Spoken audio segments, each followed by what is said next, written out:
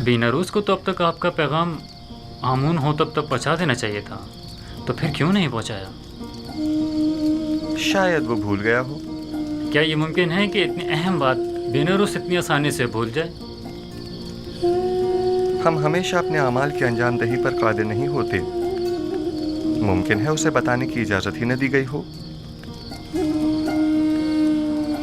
मैं समझा नहीं, किसने? उसी ने जो नहीं चाहता कि युज़ासिफ किसी गैर से मुतवस्सिल हो. वही जो बंदों का गैर खुदा के सामने दस्ते सवाल दराज करने को पसंद नहीं फरमाता.